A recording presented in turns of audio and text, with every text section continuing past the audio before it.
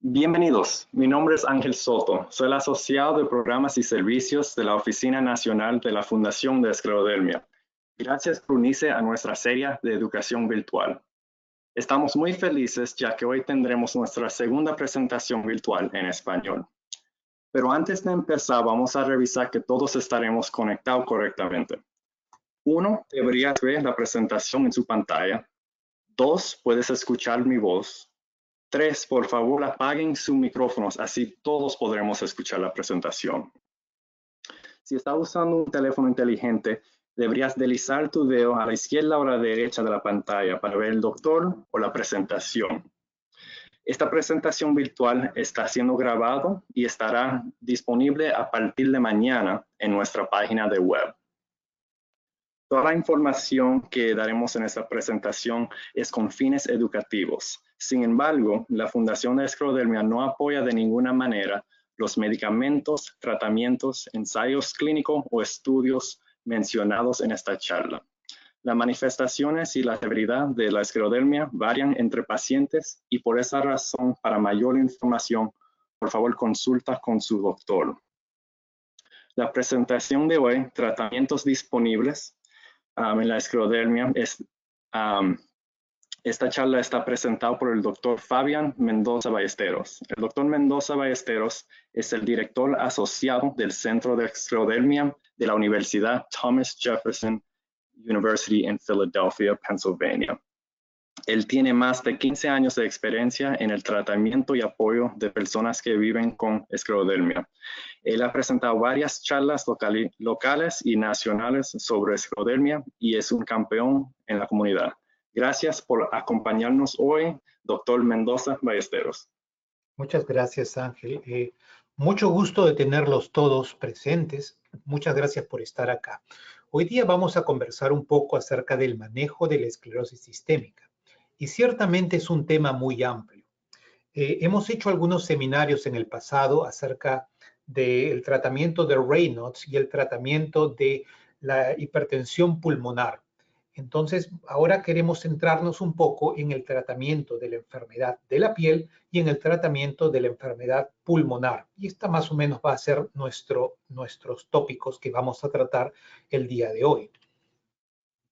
Antes que nada, como estamos hablando en este momento de tratamientos, tengo que dar mis conflictos de interés, y los conflictos de interés son los que siguen en este slide. Continuemos. ¿Cuál es la definición de esclerosis sistémica? Bueno, todos sabemos que es una enfermedad sistémica autoinmune de etiología desconocida. Sabemos también que es mucho más común en mujeres y existen 4 a 8 pacientes mujeres por cada varón con escleroderma. Sin embargo, afecta a todos los grupos raciales y a todas las edades. El pico de inicio de la enfermedad es entre los 40 y 50 años. En nuestra cohorte, el promedio de edad es de 51 años en nuestros pacientes. Quiero decirles también de que normalmente cuando pensamos en escleroderma existen 3 tipos de cambios significativos o 3 tipos de fenómenos que interactúan entre sí para causar la enfermedad. El primero de estos fenómenos es la activación de nuestro sistema inmune. Y cuando hablamos de nuestro sistema inmune, en grosso modo lo dividimos en inmunidad celular, o sea, las células de nuestro sistema inmune que van a luchar contra virus, bacterias o hongos que estén invadiéndonos, y inmunidad humoral, y nos referimos a los anticuerpos y otras sustancias que están en nuestra sangre y que también nos ayudan a defendernos de los virus, ¿no? Por ejemplo, una vacuna produce inmunidad de ambos tipos. Ahora que está muy de moda hablar de vacunas y todos están hablando de la vacuna del COVID, la vacuna, por ejemplo, hace que nuestro organismo produzca ambos tipos de inmunidad, humoral, que es anticuerpos, e inmunidad celular. Parece ser que un estímulo externo, que en el caso de la esclerodermia podría ser un virus, asociado a la predisposición genética, produce una activación de esta inmunidad celular y humoral, y finalmente se liberan muchas sustancias en la sangre y en los tejidos, que estas sustancias pensamos que van a producir una respuesta anormal de una célula que se llama el fibroblasto. El fibroblasto produce fibras de colágeno, como su nombre lo indica, fibras de colágeno y de otras sustancias extracelulares que finalmente se van al ser estimulado, van a producir una aglomeración y una acumulación de estas sustancias en los tejidos. Y al tener demasiado colágeno y demasiadas sustancias extracelulares en los tejidos, finalmente va a producir fibrosis, ¿okay? De estos tejidos. Esta fibrosis es como una especie de cicatriz que se va a producir en la piel, ¿okay? Que va a ocurrir en los pulmones, que va a ocurrir en el tracto gastrointestinal y que va a ocurrir en diferentes sitios. Por otro lado, existen cambios vasculares y los cambios vasculares del escleroderma también probablemente se originan por algún tipo de estímulo externo. Habíamos dicho en presentaciones anteriores que los cambios vasculares a veces preceden a los cambios, a cualquier otro tipo de cambio en escleroderma. Y el Raynaud's es un fenómeno muy temprano que muchos pacientes los tienen años antes de comenzar la escleroderma. Y finalmente estos cambios vasculares también pueden de repente estar asociados a esta respuesta anormal de fibrosis. Y los vasos sanguíneos se vuelven muy grandes y el lumen muy pequeño. Finalmente, entonces, cuando hablamos de escleroderma, tenemos que pensar siempre en 3 niveles, ¿ok? Y todo paciente que tiene escleroderma tiene alteraciones en estos 3 niveles, como decía Ángel muy bien en el disclosure, antes de esta exposición. Cada paciente con esclerodermia tiene manifestaciones diferentes. Y las manifestaciones diferentes se deben a esos 3 tipos de niveles que el escleroderma nos afecta. El depósito excesivo de colágeno y otras moléculas en la piel y órganos internos, las lesiones vasculares de los capilares y las arterias y las alteraciones de la inmunidad. Entonces, algunos pacientes, por ejemplo, tendrán una respuesta más inflamatoria y mayor alteración de la inmunidad, mientras que otros pacientes tendrán una enfermedad que se relaciona con más lesiones vasculares. Por otro lado, otros pacientes pueden tener un gran depósito de colágeno en la piel y órganos internos. Y va a haber una graduación, y por eso es que la manifestación clínica es tan heterogénea. Cuando hablamos de anticuerpos de escleroderma, ¿por qué son importantes los anticuerpos? Porque los anticuerpos claramente diferencian subtipos clínicos. Por ejemplo, el que tenga en mi sangre un anticuerpo antiescleroderma 70, también llamado SCL70, o un anticuerpo anticentrómero llamado ACA, o un anticuerpo anti-RNA polimerasa 3, va a diferenciar y me va a dar una probabilidad de probablemente del tipo de escleroderma que voy a desarrollar. ¿Okay? Entonces, por ejemplo, pacientes que tienen estos anticuerpos escleroderma 70 van a desarrollar mayor enfermedad difusa en la piel, mayor enfermedad pulmonar. Los pacientes que tienen estos anticuerpos anticentrómeros van a desarrollar mayor cantidad de Raynaud's, mayor cantidad de enfermedad limitada en la piel, es decir, no va a ser tan difusa, y también va a estar relacionado con telangiectasias en la piel, estos puntos rojos que el paciente puede tener en la cara, en las manos o en el tronco. Mientras que los pacientes con RNA polimerasa 3 o ARN polimerasa 3 pueden tener más problemas renales y desarrollar crisis renales. Entonces, a pesar de esta clara diferenciación que los anticuerpos producen en cada una de las personas que tiene escleroderma y cada uno de los pacientes con escleroderma, no se ha estudiado bien cuál es la modificación que producen estos anticuerpos. ¿Okay? Existen algunas pistas, no vamos a entrar en detalle, pero existen algunas pistas que nos dicen que estos anticuerpos podrían ser funcionales y podrían causar daño directo en los pacientes con escleroderma. También existen otras células. Esta es la inmunidad celular, como los linfocitos T. Los linfocitos T aparecen muy tempranamente en fases tempranas de afectación de la piel. Y también aparecen en los pulmones de manera significativa. Estos linfocitos T van a ser de 2 tipos, van a ser de tipo TH1 y TH2. Existen más tipos de linfocitos, pero quiero solamente que se acuerden del TH1 y del TH2. Estos linfocitos T se van a desarrollar dependiendo de con qué factores de inflamación se enfrentan y dependiendo a qué tipo de estímulo se encuentran. Por ejemplo, si tenemos un parásito, los linfocitos van a convertirse en linfocitos de TH2. Si tenemos un virus, los linfocitos generalmente van a ser más de TH1. Y en el caso del escleroderma, parece ser que estos linfocitos de TH2 son los que promueven mayor acumulación y mayor producción de factores que producen fibrosis. Entonces, en el caso de escleroderma, no existe un equilibrio entre estos dos tipos de linfocitos, sino existe una mayor cantidad de linfocitos TH2. Y esta mayor cantidad de linfocitos TH2 se relaciona a la función pulmonar. Es decir, a menor cantidad, por ejemplo, de función pulmonar, este es un estudio que hizo el Dr. Bowen, en este tiempo estaba en Hopkins, se ve que existe una mayor cantidad de estos linfocitos TH2 en la sangre. Se relaciona aparentemente también con la fibrosis pulmonar.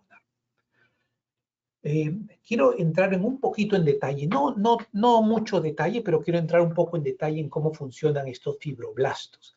Estos fibroblastos normalmente son estimulados por unas moléculas, por diferentes tipos de moléculas, pero la molécula más importante es el factor de crecimiento beta. Este factor de crecimiento beta, o TGF-beta en inglés, normalmente es liberado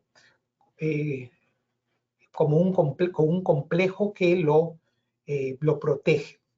Este complejo normalmente se puede unir a microfibras y fibrilina, es decir, tiene que unirse a un tejido. Y en este tejido va a hacer de que este complejo, esta envoltura, que es el complejo latente largo, libere al factor de crecimiento beta. Y una vez que lo libera allí en el tejido, es de que el factor de crecimiento beta es capaz de estimular a su receptor. Esta estimulación de su receptor va a producir una serie de cambios dentro de la célula y dentro del fibroblasto. Y solamente esto es un gráfico muy reducido. Quiero decirles de que no es el único que va a producir estos cambios. La vía clásica con que produzca estos cambios de mayor fibrosis se llama la vía de los SMADs. ¿Y qué es lo que hace? Lo que hacen es que hace que esta célula, que es un fibroblasto, se diferencia a una célula mucho más agresiva que se llama un miofibroblasto. El miofibroblasto tiene una mucho mayor cantidad de producción de colágeno y es una célula más agresiva que produce muchísimo colágeno. Pero por otro lado también se relaciona a otras moléculas intracelulares. Y no solamente es este factor, sino existen otros factores. Acá solamente he puesto un ejemplo, como el factor de crecimiento plaquetario, que también puede producir estos cambios dentro del fibroblasto. Solamente quiero ponerles un slide para que se acuerden que esto no es tan sencillo y que es un fenómeno muy complejo.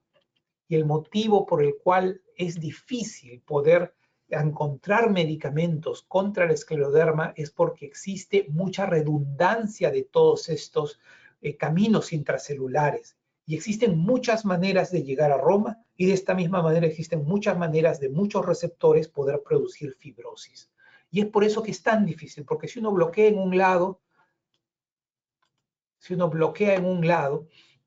o si uno bloquea por el otro lado, finalmente vamos a tener al final que uno de estos caminos va a terminar produciendo la fibrosis. ¿Cómo normalmente son los medicamentos estudiados? Quiero hablarle un poquito para que todos ustedes sepan de cuáles son los aspectos no médicos de los estudios de investigación. Hablemos un poco de los aspectos médicos. Toda investigación clínica y todo ensayo con medicinas comienza en la fase 1, ¿ok? Que es cuyo principal objeto son estudios clínicos, ¿ok? Normalmente se comienza en ratones, se comienza en animales, se comienza en células humanas.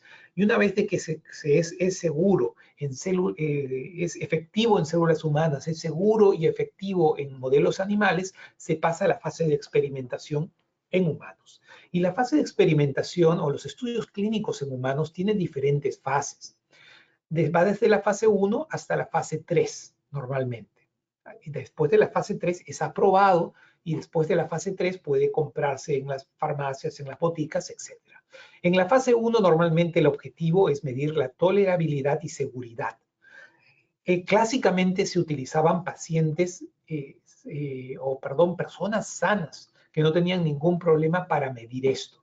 Pero últimamente se están haciendo estudios de fase 1 en pacientes, en el caso de escleroderma, en pacientes con escleroderma, en el cual les comienzan a dar microdosis y las van subiendo en diferentes pacientes hasta ver cuál es el umbral de tolerabilidad de estas drogas.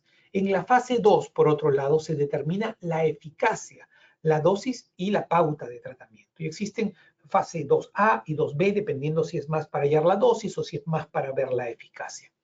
Y en la fase 3, finalmente, se trata de evaluar la eficacia de este tratamiento en poblaciones más grandes. ¿Ok?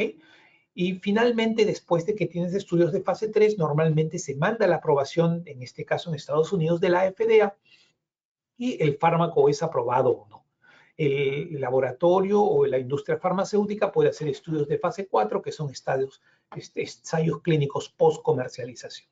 Normalmente la fase preclínica la pueden hacer empresas muy pequeñas, startups, o pueden hacerla unidades de investigaciones básicas o translacionales de universidades. Lo mismo en la fase 1. Pero normalmente cuando se llega a la fase 2, existe un problema económico. Y el problema económico es que comienzan a ser muy costosos estos estudios. Por ejemplo, unos estudios de fase 2 pueden costar más o menos $5 millones. Muchos investigadores pueden iniciar estos estudios y pedirle a una compañía algún tipo de financiamiento para los estudios de fase 2 o fase 2A o fase 2B. ¿Okay? Pero a partir de acá, generalmente las compañías o se vuelven públicas, es decir, que son compañías que la pueden encontrar ustedes en la bolsa de valores, ¿ok?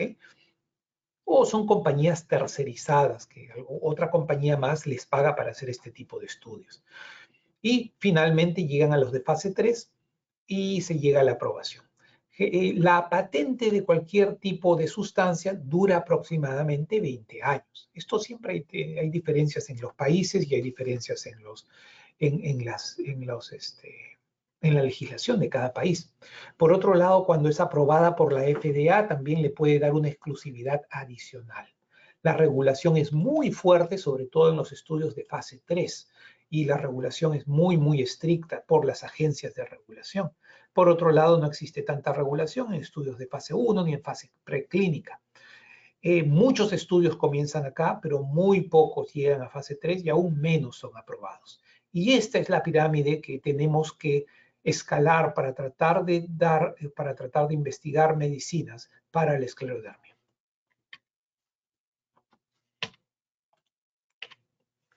Okay. ¿En qué se basa la inmunosupresión en esclerosis sistémica? Inmunosupresión son medicinas que van a disminuir el sistema inmune y tienen como propósito tratar de modificar el curso de la enfermedad. Aquí no puse tratar, debería haber puesto tratar de modificar el curso de la enfermedad, actuando en alteraciones de la inmunidad humoral y celular, que ya hablamos de ellos, y tratar también de disminuir este depósito excesivo de colágeno y otras moléculas. Existen moléculas entonces que son más inmunosupresores y existen moléculas que son más antifibróticas, ¿ok? En este momento, casi todas las moléculas aprobadas son inmunosupresores, es decir, inhiben la inmunidad celular. El micofenolato, la ciclofosfamida, el metotrexate, etcétera, inhiben la inmunidad celular. Otros medicamentos como las inmunoglobulinas, IVIG, el rituximab y también otros como la ciclofosfamida inhiben la inmunidad humoral, inhiben la cantidad de anticuerpos o la producción o la actividad de estos anticuerpos. Por otro lado, los antifibróticos, en este momento, en este año, solamente tenemos un antifibrótico que es el nintedanib. ¿Ok? El nombre comercial es Ofev en Estados Unidos, pero este es el único que hay. Existen otros que inhiben el depósito de colágeno, existen diferentes tipos de medicina, todas en investigación, pero que no tenemos data todavía para que sea aprobado por la FDA, ¿no? Y por último teníamos a la D-penicilamina, que en algún momento la utilizamos, pero la hemos dejado de utilizar porque realmente los efectos secundarios son mayores que las otras medicinas que tenemos disponibles. Normalmente en la piel y en los pulmones, lo que ocurre es de que la inflamación es el estímulo inicial. Si este es el tiempo de enfermedad, la inflamación ocurre primero y poco a poco con el tiempo esta inflamación va disminuyendo, pero va habiendo más fibrosis. Obviamente eso depende de los pacientes y depende del estadio en el cual estamos nosotros haciendo. Por otro lado, la vasculopatía es constante durante toda la enfermedad y puede estar relacionado con las crisis renales o con el watermelon stomach, el estómago de melón, etc. Y el Raynaud's también, obviamente. ¿Cómo funcionan las medicinas? Hay algunas medicinas, aquí estamos, perdón. Para el tratamiento de la enfermedad de la piel, las dos medicinas que utilizamos más es el metotrexate y el micofenolato. Mientras que para los pulmones las dos medicinas más utilizadas son la ciclofosfamida y el micofenolato. ¿Okay? Existen otras variantes y ahorita las vamos a revisar y probablemente en las preguntas podemos hablar un poquito más de ello. El metotrexate, esta gráfica es un poco complicada, no quiero que se fijen en los detalles de esta gráfica, pero quiero que se fijen en que el metotrexate produce dos cosas. Uno, produce inhibición del metabolismo del ácido fólico y por otro lado produce también incremento de la adenosina. ¿Ok? Son las dos cosas que hay. Es importante saber que cuando los pacientes toman metotrexate, nosotros no nos interesa mucho esta vía del ácido fólico. Esta es la vía del bloqueo del ácido fólico, es la que es importante para los pacientes que tienen cáncer, por ejemplo. Pero no, como nosotros no nos interesa eso, nosotros damos más bien a los pacientes suplementación de ácido fólico que no afecta la respuesta al tratamiento. ¿Okay? Y eso es algo muy importante. ¿Cómo funciona el metotrexate? Hemos tratado de ver y tratado de analizar cómo el metotrexate funciona y hemos visto si es de que disminuye la producción de colágeno por mecanismos mediados por esta sustancia que se llama adenosina, pero aparentemente no es el mecanismo por el que funciona. También se trató de ver si es de que disminuía la producción de colágeno por inhibición inflamatoria y también parece que no funciona de esta manera. En conclusión, el mecanismo de acción antifibrótica del metotrexate no ha sido bien dilucidado. Sabemos que el metotrexate disminuye la inflamación en general, pero no hemos podido llegar a la conclusión que ese es el mecanismo directo por el cual el metotrexate podría ayudar a la fibrosis de la piel. El micofenolato, ¿cómo funciona? El micofenolato es una droga, o Cellcept, que es el nombre comercial, es una droga ampliamente utilizada para tratar la nefritis lúpica y como un inmunosupresor post-trasplante. Disminuye la cantidad de linfocitos normalmente, inhibiendo una enzima que se llama, cuya enzima se llama la inosina monofosfato deshidrogenasa, y es una enzima limitante para la formación de ciertas sustancias que son importantes para la vida de este linfocito. Entonces, el micofenolato parece ser que sí disminuye la producción de colágeno por los fibroblastos. Y también disminuye la diferenciación de estos fibroblastos a esta célula más activa de las que le hablaba unos slides atrás, que se llama miofibroblastos. Disminuye la producción. ¿Okay? ¿Qué tipo de inmunosupresión utilizar para el compromiso cutáneo? Normalmente utilizamos este tipo de medicinas cuando el compromiso cutáneo es significativo y cuando vemos una progresión de este compromiso cutáneo. El primer estudio grande de micofenolato lo hicieron en Inglaterra, en el Reino Unido, y fue un estudio retrospectivo, una cohorte retrospectiva que utilizó micofenolato y otros agentes y los comparó los pacientes que habían tomado micofenolato y el control que habían tomado otras medicinas. Y se vio que finalmente en estos pacientes los pacientes con micofenolato disminuyeron un poco más el índice de score de la piel. ¿Por qué es importante el score de la piel? ¿Por qué es importante? Porque cuando usted va donde su médico toca la piel a ver cómo está.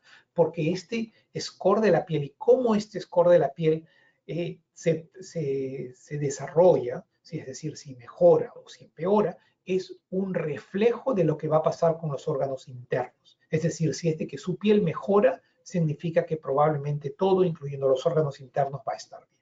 No es una regla 100%, por supuesto, pero es generalmente lo que ocurre. Se vio también que en los pacientes que tenían micofenolato solamente el 12% desarrolló enfermedad pulmonar, mientras que en los otros controles el 19% las desarrolló.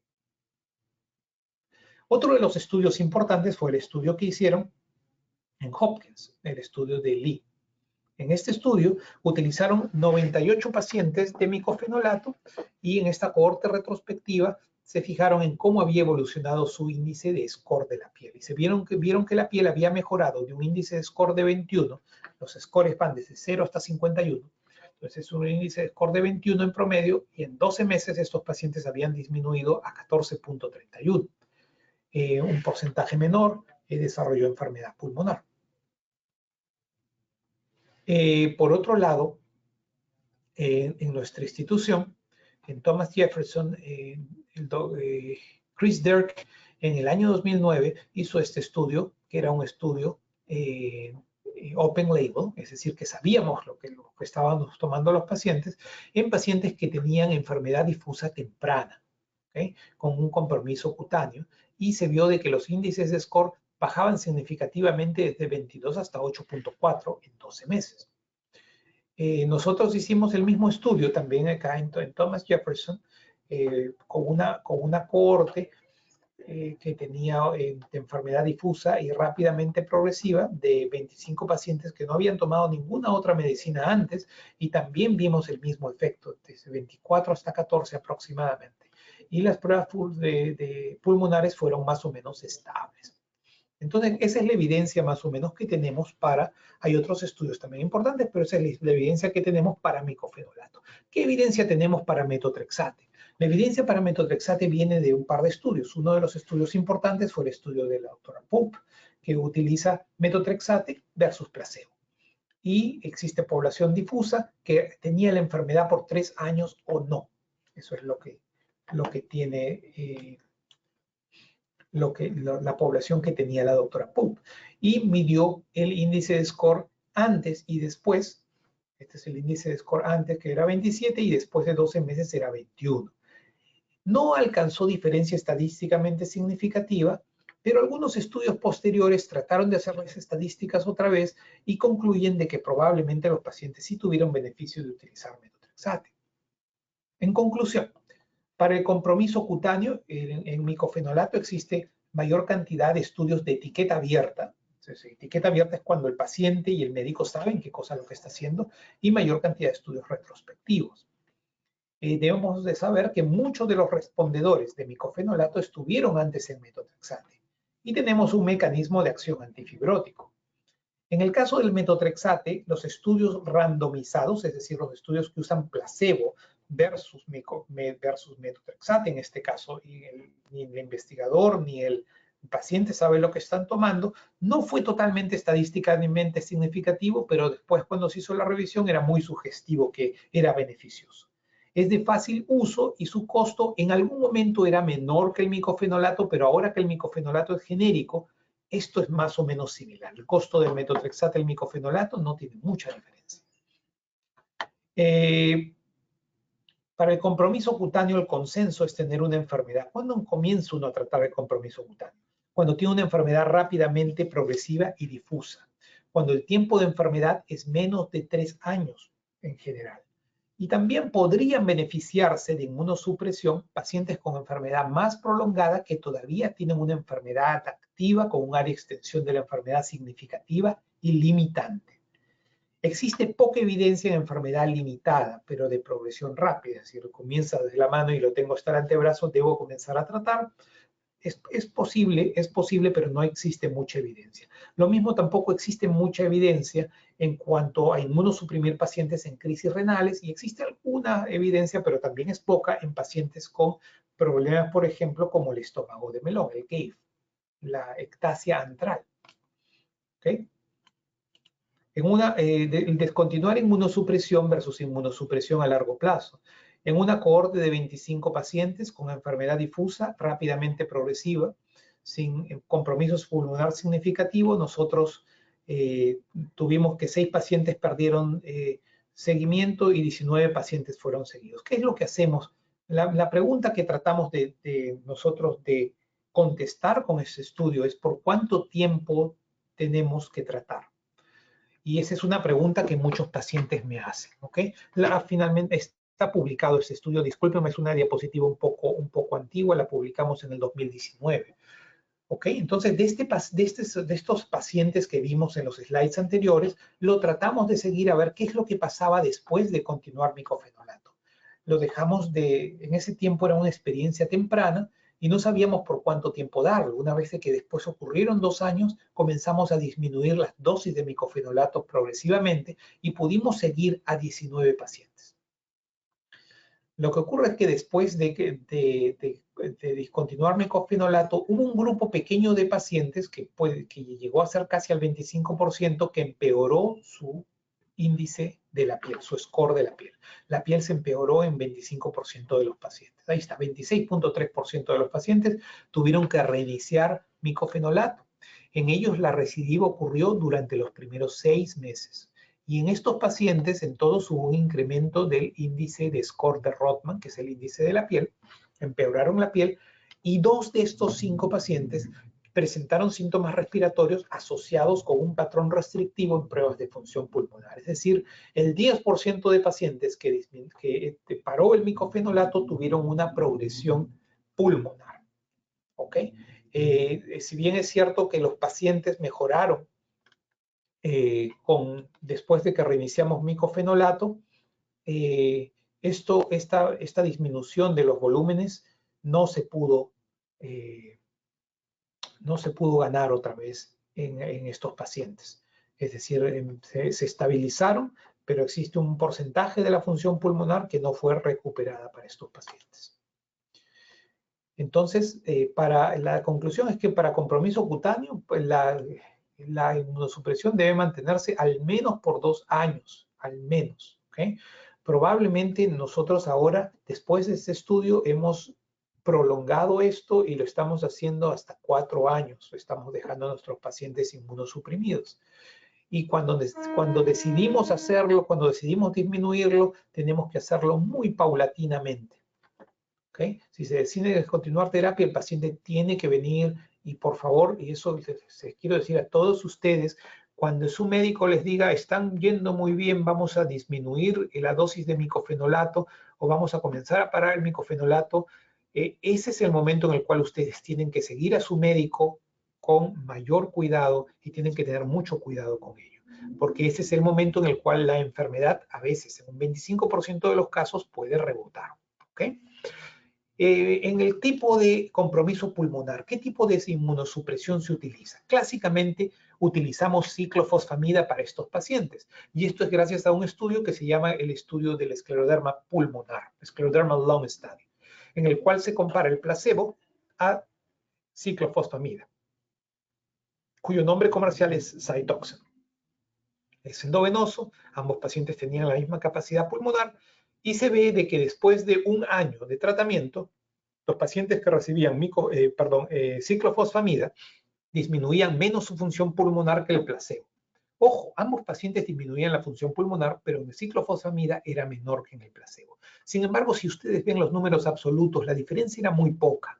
68% versus 65, 64% más o menos. No hubo diferencia con la prueba de difusión de CO2. ¿Okay? La mayoría de pacientes con ciclofosfamida mejoró, mientras que la mayoría de pacientes con placebo empeoró. ¿Okay? En otro estudio significativo, que es el Scleroderma Lung Study 2, se compara el micofenolato con la ciclofosfamida para tratar enfermedad pulmonar. Y se concluye que no hubo diferencias en el patrón de la función vital entre micofenolato y ciclofosfamida. Sin embargo, el micofenolato mostró menos efectos secundarios. Y es la manera como tratamos estos días que la mayor parte de pacientes comienza con micofenolato. ¿Okay? Entonces, ambos tienen una eficacia similar para el compromiso pulmonar. Es cierto de que basado en la data de estos estudios, la data de estos 2 estudios que les presenté sugieren que se debe iniciar inmunosupresión en pacientes con menos de 70 o 80% de la capacidad vital esperada. Sin embargo, podemos iniciar probablemente micofenolato más tempranamente si es que vemos que el paciente tiene una disminución significativa de sus pruebas de función pulmonar. ¿Y por qué es eso? Porque ustedes han visto en las diapositivas anteriores que las pruebas de función pulmonar no se recuperan, simplemente se quedan estables. Entonces, yo no quiero que mi paciente pierda mucha función pulmonar y es nuestro estilo comenzar estas medicinas lo antes posible para tratar de preservar la función pulmonar lo antes posible también. En los estudios de seguimiento de mortalidad, casi todos los pacientes continuaron micofenolato después del estudio. Y lamentablemente los pacientes con enfermedad pulmonar son los pacientes que tienen mayor mortalidad. Cuando el paciente tiene enfermedad pulmonar, no es recomendado suspender la inmunosupresión en estos pacientes porque tienen pacientes con mortalidad elevada. Rituximab. Rituximab es una medicina que lo que hace es de que bloquea, y creo que se me ha pasado un slide, que bloquea la producción de anticuerpos por nuestras células del sistema inmune.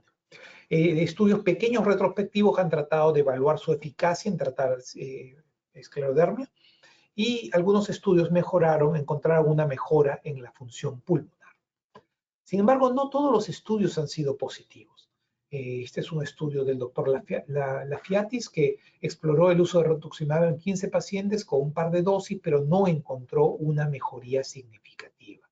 Por otro lado, los estudios europeos tuvieron una cohorte de 63 pacientes que recibieron rituximab y lo compararon con el grupo control. Generalmente fue tratamiento más rituximab y encontraron un efecto benéfico en el uso de rituximab. Por último, tenemos también que los japoneses en una cohorte de 9 pacientes que recibieron rituximab, es un estudio japonés con población japonesa, fue comparado a 30 pacientes que recibió ciclofosfamida, teniendo una mejor respuesta el rituximab que la ciclofosfamida en términos de mejoría de función pulmonar.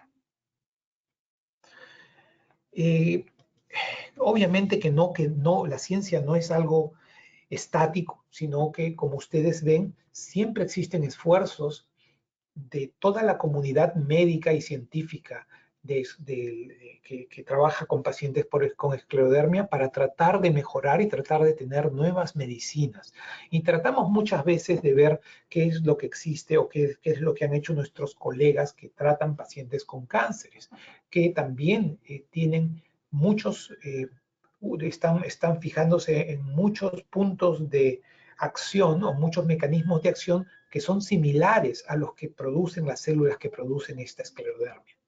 Entonces, este es el caso y muchas veces nosotros tomamos prestados algunos de los medicamentos que han comenzado a utilizarse o comienzan a investigarse para cáncer y vemos si es que esto funciona para el caso de la esclerodermia. Y este es el caso de las tirosinas quinasas. ¿Qué son las tirosinas quinasas? Son un grupo de proteínas que adicionan unos grupos que se llaman grupos fosfatos, que aquí están en naranja, a otras proteínas. En este caso usan una molécula, aquí vamos a verlo acá mucho más simple, usan una molécula que se llama el ATP. Entonces, la tirosina quinasas agarran estas moléculas, el ATP es la moneda energética de la célula. La célula produce energía y la almacena en estas moléculas que se llaman ATPs. Pero no solamente funciona como liberador de energía, sino también funciona como un banco de fosfatos. Y los fosfatos son importantes porque una vez de que el cuerpo le pone un fosfato a una molécula, esa molécula cambia su acción, cambia su accionar. Entonces, estas tirosinas quinasas son proteínas que le sacan un fosfato al ATP y le ponen un fosfato a un sustrato, a otra proteína. ¿Okay? Y son importantes, acuérdense cuando le mostré ese gráfico muy complejo, le dice esto es muy complejo, habían muchísimas proteínas quinasas ahí y son importantes para el proceso de fibrosis. Y estos inhibidores de la tirosina quinasa lo que hacen es de que bloquean este proceso y hacen que este sustrato no se pueda fosforilar. Es importante para una enfermedad, un tipo de cáncer de la sangre que se llama una leucemia mieloide crónica. Entonces, en la leucemia mieloide crónica lo que ocurre es de que existe una traslocación de material genético de un cromosoma al otro y hacen de que estas inhibidores de estas tirosina quinasas se sobreexpresen. ¿Okay? Y de esta manera, conociendo este tipo de cáncer, fue que comenzamos a producir a los primeros inhibidores de esta tirosina quinasa. Así, por ejemplo, el imatinib fue el primero. Y el imatinib no solamente bloquea la tirosina quinasa que habíamos visto en un slide anterior y bloquea la fibrosis en células de pacientes con esclerodermia, y también lo bloquean en modelos animales. Esto se ha utilizado varias veces en años anteriores. Se utilizó, por ejemplo, a una dosis de 200 miligramos al día, el imatinib, en una cohorte de pacientes con esclerodermia, con bastante tolerabilidad y disminución o mejoría de la piel. Sin embargo, no todos fueron aciertos o no todos sus resultados fueron positivos en estos inhibidores de tirosina quinasa. Algunos estudios utilizando una dosis más elevada mostraron muchísimos efectos adversos. Entonces, finalmente, el imatinib, que era una molécula muy prometedora por su mecanismo de acción, no llegó a ser aprobada porque tenía muchos efectos adversos como edema, sangrado gastrointestinal, etcétera, que limitaban su dosis. Hubo muchas generaciones posteriores de estos inhibidores de tirosina quinasa y finalmente, eso es parte de los estudios que se hicieron con las siguientes generaciones, y finalmente el último de ellos, o uno de los últimos de ellos, es el nintedanib, que es un inhibidor de varias de estas proteínas quinasas, de 3 diferentes proteínas quinasas, y aquí vemos cómo funciona. Como les decía, no es tan simple, pero este nintedanib, que está acá en rojo, puede bloquear diferentes tirosinas quinasas que finalmente bloquean la fibrosis. Este inhibidor de tirosina quinasa fue utilizado inicialmente en pacientes con fibrosis pulmonar idiopática, y lo que hizo fue que estabilizó los valores de la función vital y disminuyó también el número de exacerbaciones. Acá se llama BIBF o 1120, que es el nombre inicial con el que el laboratorio lo estaba investigando. Y ustedes ven, cuando lo dan 2 veces al día, una dosis de 150, miren cómo mejora, o sea, estabiliza la función pulmonar, a diferencia de pacientes que estaban tomando el placebo o dosis menores. Estos son pacientes con enfermedad pulmonar idiopática, no con esclerodermia, pero es muy parecido, no es similar, pero es parecido. Ok, igual acá también. Se utilizó en este mismo tipo de enfermedad y se ve que existía diferencia con los pacientes que no tomaban y tomaban placebo. Finalmente, los investigadores del CENSIC pudimos probar esto en pacientes con enfermedad pulmonar y esclerodermia. Y eran pacientes que estaban tomando terapia ya. En un 50% de los pacientes ya estaban tomando micofenolato para su enfermedad pulmonar. Entonces, esta fue una terapia añadida. En un gran porcentaje de pacientes fue una terapia de más o menos el 50% de los pacientes fue una terapia añadida. Y lo que se vio es que los pacientes que tomaban esta medicina, que como les digo es un antifibrótico, es diferente que los demás, es un antifibrótico, tenían una función pulmonar más estable que el placebo. Sin embargo, todavía tenemos mucho por descubrir, porque si ustedes ven las diferencias absolutas no son muy grandes en estos estudios. ¿Son estadísticamente significativas? Sí, pero todavía tenemos mucho camino por recorrer y tenemos muchos otros medicamentos y muchos otros mecanismos de acción que van a ser explorados en los próximos años. Este es el estudio finalmente como la función pulmonar. Acá estos son números negativos, es decir, cuando más bajo va es peor, y se ve como cuando los pacientes usan esta molécula nintedanib, los pacientes estabilizan su función pulmonar. Bueno, vamos a quedarnos acá en este momento. Yo creo que es el momento para las preguntas y quiero que sepan que existen muchas otras moléculas que están en investigación.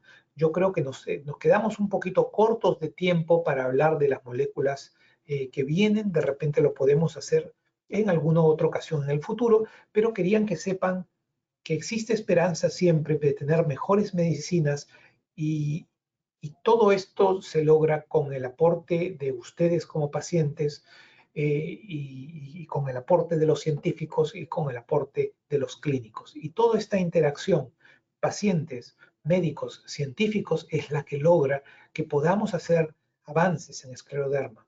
A veces cuando Cuando vemos los tratamientos existentes, dice, bueno, no hay nada nuevo. No es tan cierto. Hay cosas nuevas cada día. A veces no todos los tratamientos son sorprendentes, como por ejemplo cuando usaban los corticoides para tratar artritis reumatoide. Pero poco a poco hemos mejorado la sobrevida de pacientes con esclerodermia y la enfermedad no es ni la mitad de lo que era hace 30 años atrás o hace 40 años atrás.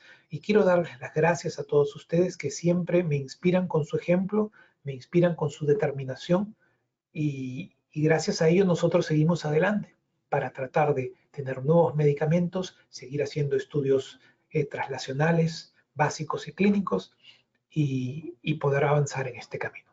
Bueno, muchas gracias. Voy a quedarme acá y vamos a pasar a las preguntas si es que hubiera. Gracias, doctor Mendoza. Esta fue una presentación maravillosa. Yo aprendí mucho. Estoy seguro que todos aprendimos mucho.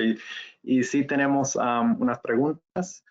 La primera pregunta fue, ¿a dónde voy para encontrar nuevas investigaciones sobre la esclerodermia? ¿Esto está publicado por una página de web? Tenemos probablemente en la página de la Fundación de Escleroderma, pues sería la mejor manera de encontrar información al respecto. Existen también páginas acerca de estudios clínicos, pero vayan al portal de la Fundación de Esclerodermia. Todos los centros tratamos de poner la información actualizada y de los estudios clínicos que estamos llevando a cabo. Nosotros estamos llevando a cabo como 3 o 4 estudios clínicos de diferentes tipos, pero cada centro tiene estudios clínicos en donde los pacientes pueden ver la información. Una vez de que ven la información de los estudios clínicos, es posible también contactar con el centro de escleroderma al cual ustedes están interesados, que les queda cerca.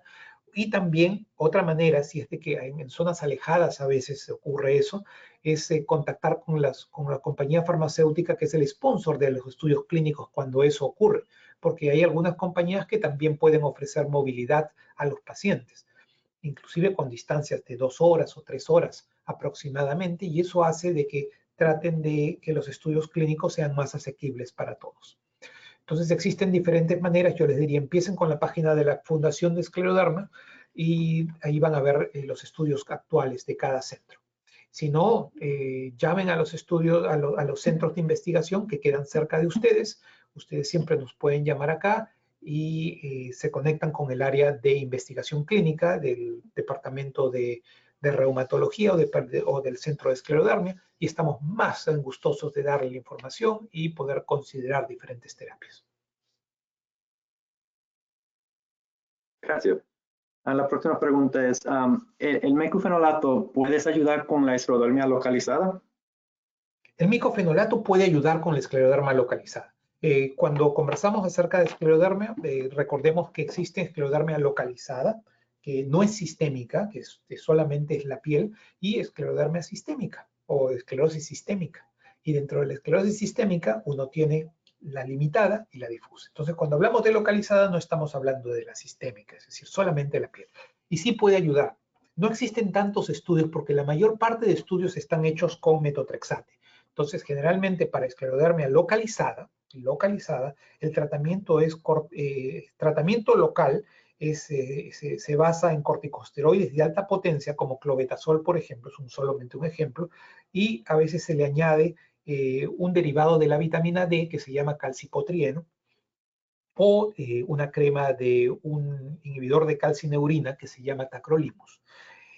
Cuando la enfermedad no responde o es mucho más generalizada, porque a veces puede atacar diferentes partes del cuerpo sin atacar ningún órgano interno, se utilizan medicamentos por vía sistémica, por vía oral. Y estos medicamentos generalmente al inicio es metotrexate con esteroides orales, pero si por algún motivo no se puede tolerar el metotrexate, una segunda opción y una segunda línea puede ser el uso de micofenolato. Nosotros lo utilizamos en nuestros pacientes con enfermedad localizada y hemos tenido buenas respuestas. Gracias. Los medicamentos de inmunosupresión, ¿Eso es un peligro si estamos pensando tomar una vacuna de flu, una vacuna del coronavirus? Existen diferentes tipos de vacunas. En general, existen vacunas que son con virus que están muertos, ¿ok? Y existen vacunas o vacunas nuevas, vacunas que no ni siquiera tienen el virus, sino que tienen una parte del código genético del virus, ¿ok? Y existen vacunas con virus vivos, ¿ok? Vacunas con virus vivos, por ejemplo, son las que cuando uno está inmunosuprimido, las debe evitar. ¿Cuáles son este tipo de vacunas con virus vivos? Las vacunas con virus vivos son, por ejemplo, la vacuna, la primera vacuna, la vacuna para el herpes zóster, para el shingles, pero no la última. La última no es un virus que está muerto, es la primera de ellas. La última se llama Shingrix, el nombre comercial en Estados Unidos, y sí la puede tomar cualquiera. Pero la primera, la anterior, tenía un virus vivo. La vacuna del flu, la que tiene inyección, todos los virus están muertos ahí, no se preocupen, no se pueden reproducir, no hay peligro. Pero había una vacuna del flu que se aplicaba de forma intranasal. Esos virus estaban vivos. Esas no las pueden tomar. ¿Ok? Hay otros ejemplos de vacuna, como la vacuna de la poliomielitis, si alguno eran estas vacunas que se daban por gotitas. Estos también pueden tener virus vivos y también no lo pueden tomar los pacientes que están inmunosuprimidos. Ahora, cuando hablamos, existen otros ejemplos que de repente se me pueden pasar en estos momentos. Pero cuando hablamos de las nuevas vacunas para el coronavirus, estas vacunas generalmente no tienen ningún tipo de virus vivo, son vacunas que están hechos por, como le digo, modificaciones genéticas, por ejemplo, las vacunas de Pfizer, la vacuna de Moderna, las vacunas de otras compañías, no tienen el virus vivo. Y en general las vacunas de este tipo para coronavirus, que probablemente esperemos estén disponibles pronto, no están contraindicadas, es decir, se las pueden poner pacientes con esclerodermia y que tienen inmunosupresión. Obviamente tenemos que esperar la data, tenemos que esperar la aprobación y tenemos que ser un poquito pacientes con esto. Si tienen alguna duda, por favor, consulten a su médico antes de ponerse esta vacuna, porque todavía no tenemos toda la información acerca de estas vacunas y yo creo que las vamos a tener muy pronto, probablemente en las próximas semanas. Perfecto. ¿Qué podemos hacer nosotros para ayudar a avanzar las investigaciones sobre la esclerodermia? Yo creo que lo más importante es siempre traten de estar en contacto con el centro de esclerodermia más cercano. En general van a tener algún tipo de investigación siempre en curso. ¿Okay?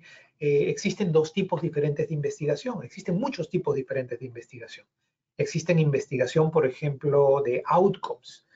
A veces queremos saber si es de que este score o este cuestionario es más sensible que este otro para diferenciar cómo se siente el paciente, por ejemplo.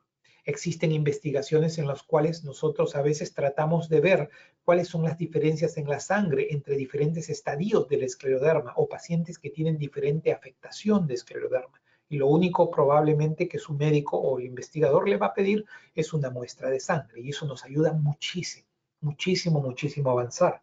Y por último, existen investigaciones, generalmente en pacientes o que tienen un nuevo inicio de escleroderma o que tienen una enfermedad muy activa en el cual se prueban fármacos. No todas las investigaciones necesitan probarse fármacos. Hay muchas investigaciones que son no menos importantes que también ayudan muchísimo al desarrollo de la ciencia.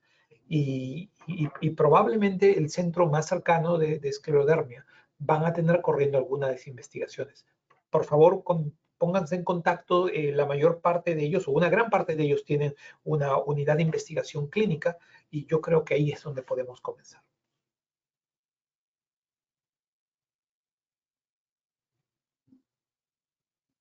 En su opinión, la pandemia y todas las investigaciones que están haciendo sobre la pandemia, ¿ha cambiado o vas a ayudar los recursos o las investigaciones sobre la esclerodermia? Sí es cierto, nosotros tuvimos a nivel nacional Hubo paralización de muchos estudios y paralización de la actividad académica. En nuestro centro de esclerodermia, en Thomas Jefferson, luchamos mucho por continuar haciendo la investigación en pacientes con esclerodermia que ya tenían la medicina o que iban a ser randomizados en nuestros estudios. Fue difícil porque tenemos que explicarle a las personas que hacen los boards de revisión que la esclerodermia puede ser una enfermedad que afecta a la vida significativamente, a veces tanto como el cáncer, y que no puede pararse. Entonces ha sido muy difícil, pero también yo entiendo que muchos pacientes tenían miedo de venir a la ciudad, porque generalmente los centros de esclerodermia quedan en ciudades más grandes, y era un poco difícil lidiar con ello. Yo debo de decir que tratamos de tomar siempre todas las provisiones y los pacientes de investigación siempre vinieron sin mayor problema y no tuvimos mayor complicaciones. No tuvimos ningún caso dentro de nuestros pacientes de investigación, pero sí afectó la investigación y retrasó muchos estudios que debían salir un poquito antes. Yo creo que hemos pasado por esta segunda ola que nos afecta en muchas ciudades, incluyendo nuestra ciudad. Creo que nos está afectando menos en ese sentido que la primera. Esperemos que todo quede así. Por otro lado, tengo que decir que, bueno, de repente es otra cosa importante, que el COVID tiene mayor morbilidad, es decir, produce más daño en pacientes con esclerodermia, sobre todo en pacientes con enfermedad pulmonar. Y siempre hacemos lo mejor para tratar de preservar su salud, para tratar que estén sanos y que no tengan ningún tipo de exposición en nuestros centros. Y eso quiero que lo sepan. Gracias, doctor Mendoza. Ya va a ser las 4. Quiero darle las gracias por compartir su tiempo con nosotros y por esa presentación. También, ¿tiene algún comentario de despedida para los que estamos unidos hoy? No, muchas gracias. Yo solamente estoy agradecido a todos ustedes siempre y ustedes son mi inspiración, como siempre lo digo. Muchas gracias. Estén bien, por favor, y para lo que yo los pueda ayudar. Gracias, doctor Mendoza. Para terminar, me gustaría agradecerle al doctor Mendoza Ballesteros por su fuerte apoyo de la comunidad y por compartir su tiempo y experiencia con nosotros hoy. También quiero darle las gracias a nuestros patrocinantes, Boehringer Ingelheim y Actelion Pharmaceuticals US. Que todos tengan una buena noche. Chao.